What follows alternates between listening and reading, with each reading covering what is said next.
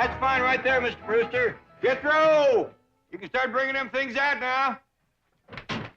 Oh, boy, I can't wait to get back to California. I ain't been warm clean through since we got here.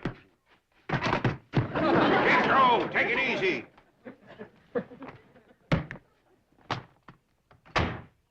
We've been sleeping on a hard floor. It'd be awful nice to get in a warm bed for a change. I'll take it, Jethro. Jethro, I said take it easy. Granny ready?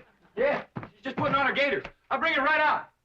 Well, I hope you'll come visit us in California. We'd be mighty glad to see you, especially Pearl. Her and Jethrine's coming to stay with us. Big overgrown. Let me get my shoe on, you big overgrown moose. You can put it on in the car, Granny. We's in a hurry. We can't leave until somebody finds Ellie Mae. Where is she? She took to the woods early this morning with those 2 timber wolves that she's let sleep under her bait. Yeah, I'll find her. By doggy, it's a good thing we're leaving. One more night and she'd be baying at the moon. Now, you 2 rascals has got to stay away from Maggie and her family. You hear me? Is it a deal? All right. Now, don't you forget it.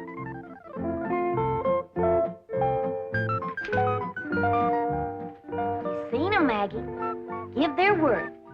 What's more, Frida's gonna keep an eagle eye on 'em. And if they goes to pestering you, she's gonna snatch 'em both. Ain't you, Frida? I wish you could come to Beverly Hills and live with us. But I reckon it'd be too long a trip for you and your young'un. But I'll come back and see you in the spring. Ellie Mae, Over here, Pa. you got them wolves with you? Oh, they won't pester you none. And that no-biting promise goes for my pa, too. Hello there, Maggie. Ellie, honey. Mr. Brewster's waiting, and we got to pick up Pearl and Jethry and drive clean to the airport. St. Pearl and Mr. Brewster are getting married? Well, no, not yet. Maybe never. But Pearl's satisfied. Everybody in town seen him propose to her. Now she can leave town with her chin up and her head thrown back, proud and happy. I'll bet you Cousin Jethrine ain't happy. She says she ain't going to California and leave her sweetie Jezbo to Pew. She's powerful in love with that little feller. Yeah, I reckon Jethrine will do pretty much what her ma tells her to. That Pearl's a mighty strong-willed woman.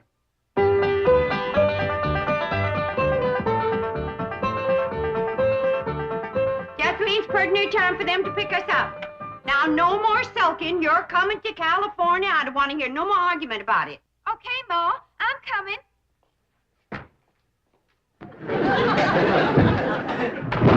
What in the world have you got there? It's a trunk, Ma. Well, I can see that, but what you got in it? Well, I got some clothes and some shoes and some food and some water. I forgot the water. Water, why? Jethro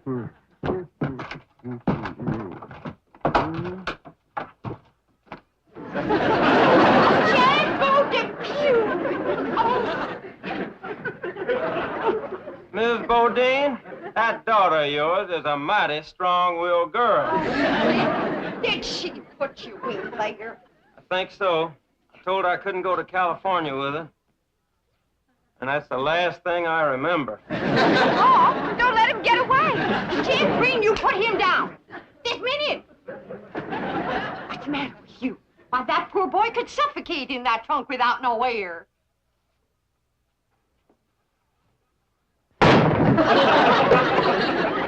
Jethrine, am I going to have to take a switch to you?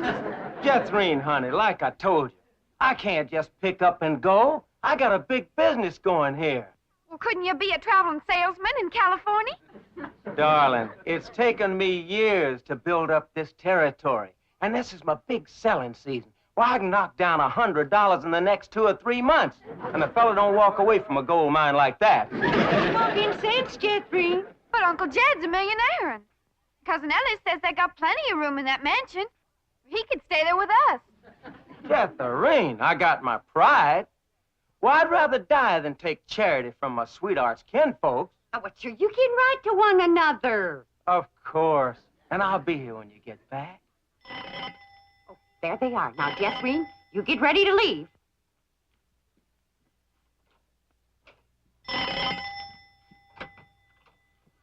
Mr. Brewster. Brewster. I thought it was my boy Jethro. Cousin Jed come to pick up the suitcase.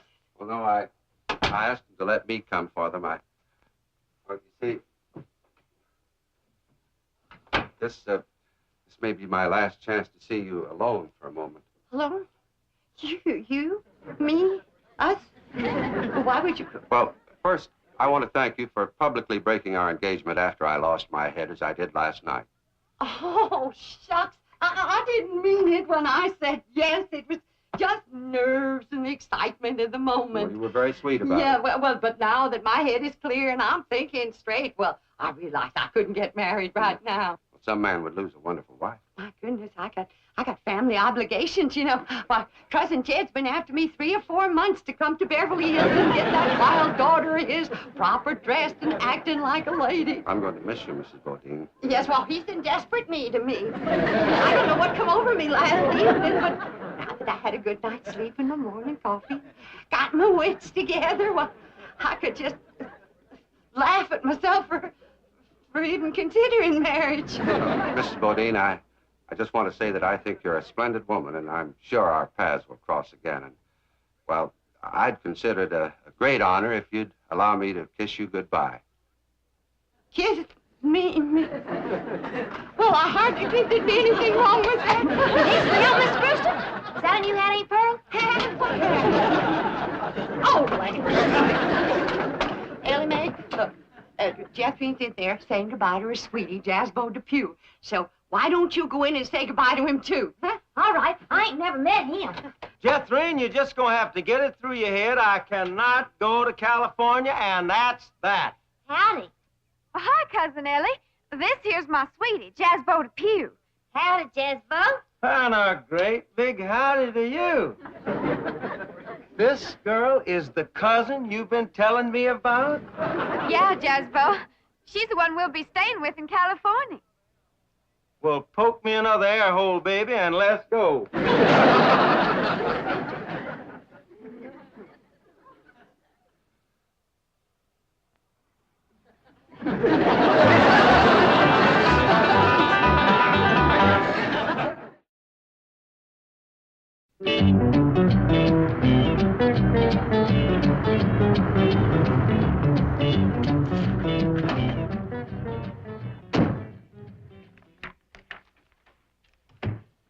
Good morning, Chief. Morning.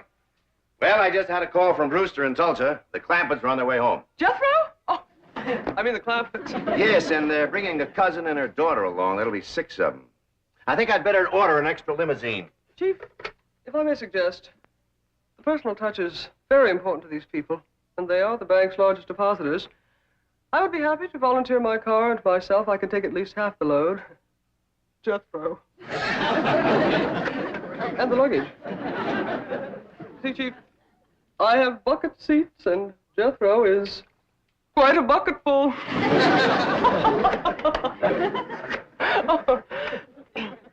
How's about 3 apiece, Chief? Fine. We'll be ready to leave for the airport about noon. Entendu, mon capitaine.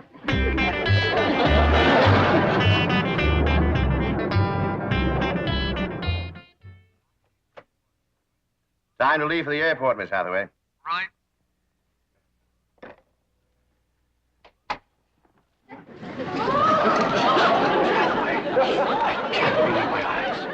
Don't be alarmed, Chief. This is just for the Clampetts. I have no intention of disrupting office discipline with my seductive appearance. What a remarkable change. 3 hours in the beauty salon. Tell me, are you busy tonight? Because if you're not, I'd like you to work and make up those 3 hours.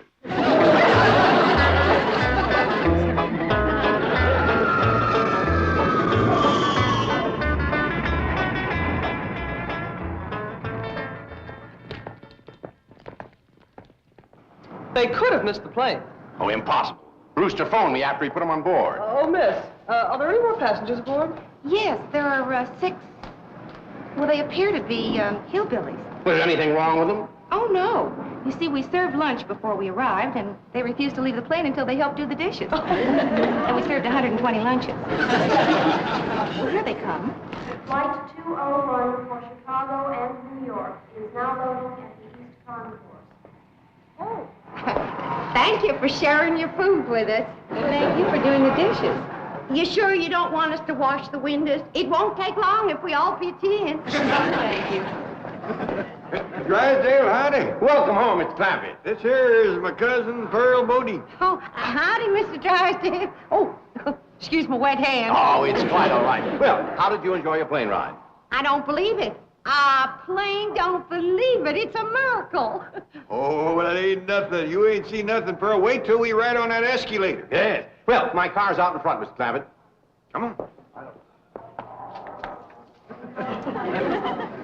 Mon amour. That ain't my name. Who are you? I am a wild and mysterious gypsy. I have come to take you away to my gypsy camp. You got some food there? Well, I can't stay long, but I am kind of hungry. Helping wash all them dishes give me quite an appetite. Jed, them stairs is moving. We're having a California earthquake. Pearl, them stairs are supposed to move like that. What for? I don't know, but that's what they call an escalator. Only thing is, last time we was here, they was moving the other way. Well, come on. Well, we ain't gonna get on them crazy stairs. Oh, come on, Pearl. Once you're on there, you like it. Welcome home, Ellie Mae. Howdy, Mr. Drysdale. Welcome home, Granny. Thank you. Well, where's Jethreen? Last I saw of her, she was still eating.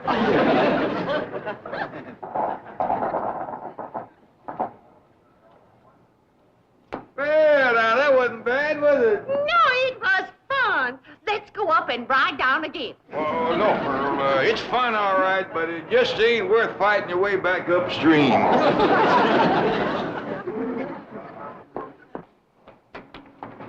Jason, this place is haunted. A ghost just went through that door. That ain't no ghost, Pearl. That's what they call, electric eye. They got 'em all over out here. Well, you go first. I ain't taking no chances on crowding a spook. Come on, Granny. I go get on that ground, Granny. Oh, howdy there. So this is California. It's so warm. And the air smells different from the mountains. Yep, looks different, too. Out here, you can see what you're breathing. Yeah, got a lot of body to it. I tell you, Pearl, there's some days when you can cut it with a knife. Don't try it, because it gets the knife awful smudgy. We can wait here in Mr. Drysdale's car till the rest of them come.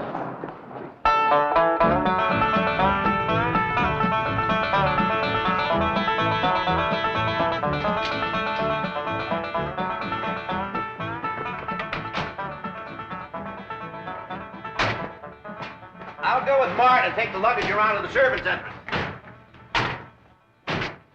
I can't believe it. I've seen pictures, but I just can't believe it. It ain't real. It's real, Ma. Jeffrey, don't you knock no holes in your Uncle Jed's mansion. Ah, she can't hurt it, Pearl. Wait till you see inside, Pearl. It's the biggest bunch of indoors you ever did see.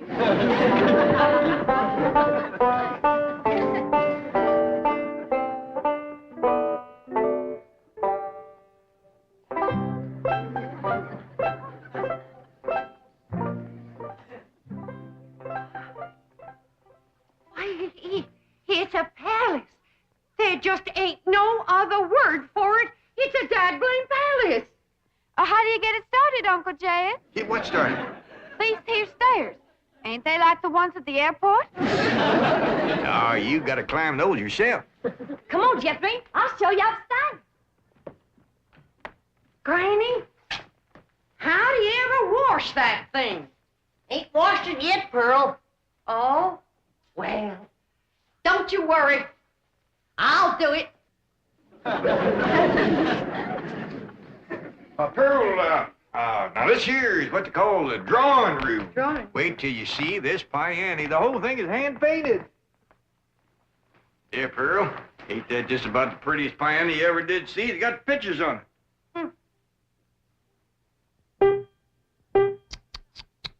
Look at the dust. Granny, did you run up them curtains? No, they was here when we came. Well, as soon as we get settled, I'll run up some new ones. Them windows ain't been washed in weeks. Well, Pearl, you know, it's a mighty big house. It'd take a miracle woman to get it all done. Looks like I've come just in time, huh? Where's the kitchen, Dad? I'll show you. 32 rooms in this house, and something tells me it ain't gonna be big enough.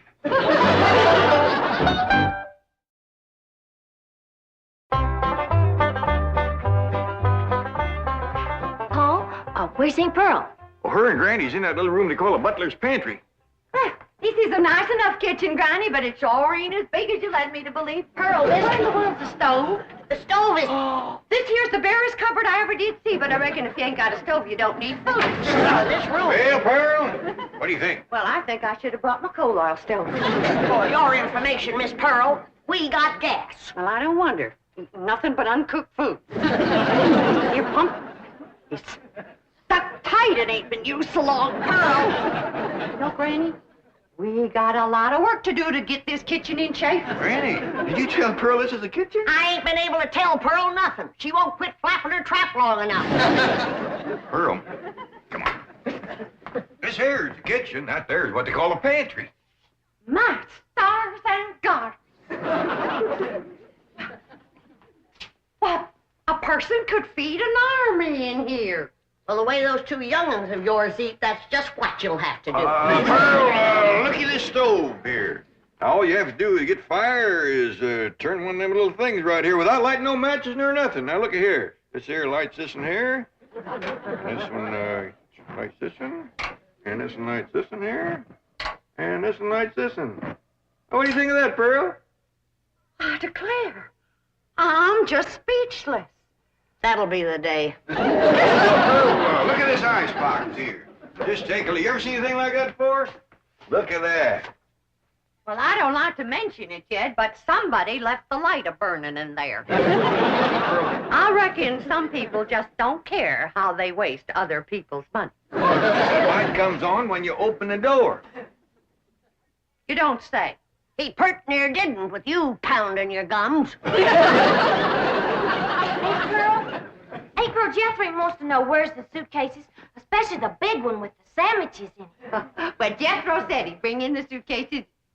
Jethro? What happened to my boy? Where's Jethro? Well, the last time I seen him, a dark-haired gypsy woman was taking him away. A gypsy's got him. My baby's been carried off by the gypsy. Don't worry, Pearl. One meal and they'll carry him right back. They might have it a little bit mixed up. Besides, Jethro is big enough to take care of himself. Yeah, Mama's in here. Come on in. My baby, where you been? With the gypsy woman, we stopped to get something to eat. I told you one meal and they'd bring him back. You gypsy kidnapper. I'm gonna snatch you both. Out of the way. What you doing being a gypsy? Just a little harmless fun, Mr. Clampett. When Jethro failed to recognize me, I couldn't resist continuing the masquerade.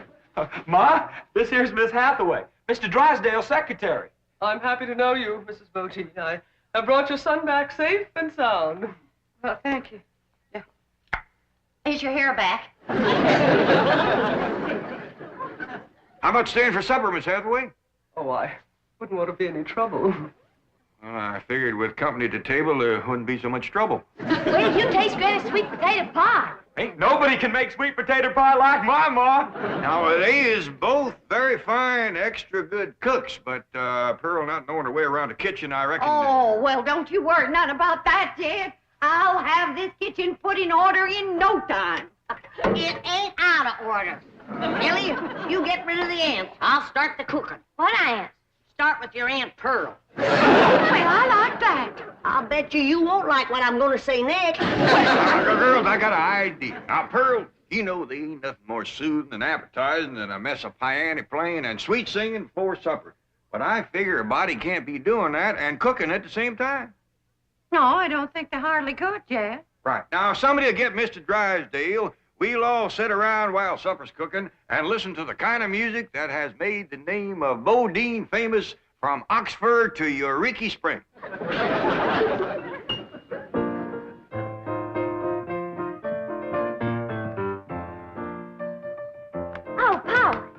near supper time. Want me to start setting the table?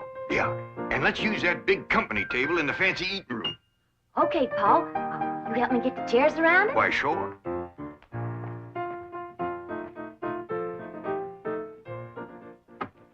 Leave the door open so as we can hear the music. Okay, Pa. I'm kind of glad we got company so we can show off this fine eating table. Yeah, we ain't used it since Thanksgiving. Has Granny figured out a way to get this tablecloth unstuck yet? No, she ain't, Pa.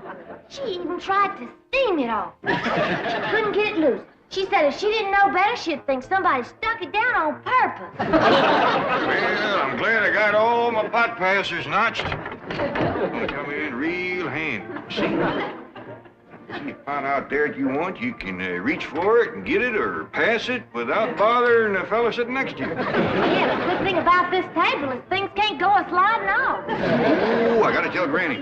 Since we're gonna use this table, she can leave the victuals right in the pots. Doggies, Pearl getting fancy.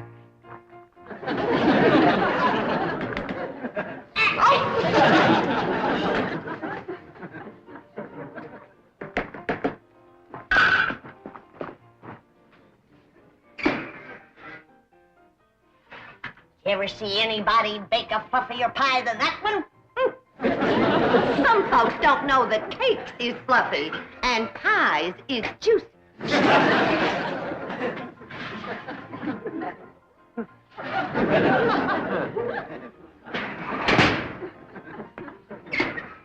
It fell. You did that on purpose, Pearl Bodine. My pie can't fall. It can't, huh? Just did.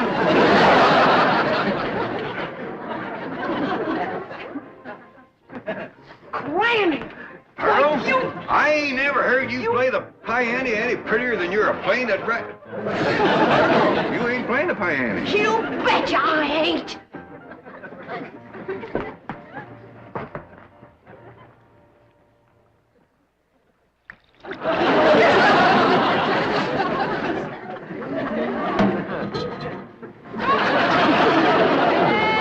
Before the battle, Mother, I am thinking most of you. Just before the battle, Mother,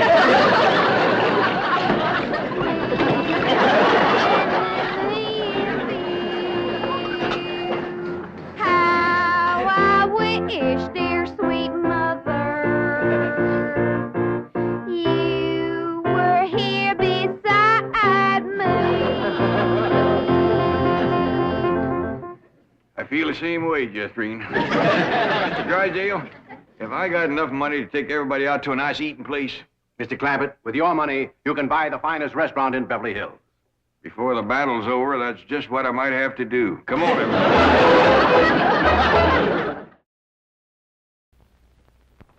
Sit down to the piano, Jethrine, and play us some nice, pretty after-supper music. All right, Uncle Jed. Have a Winston, Mr. Clampett?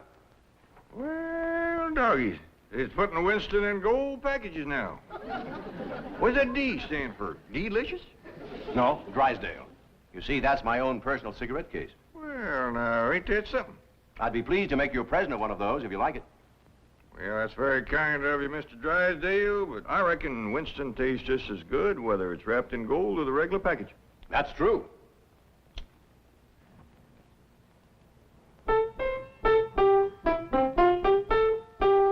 Winston tastes good like a cigarette should. That's mighty pretty, Jethrine. Play that again.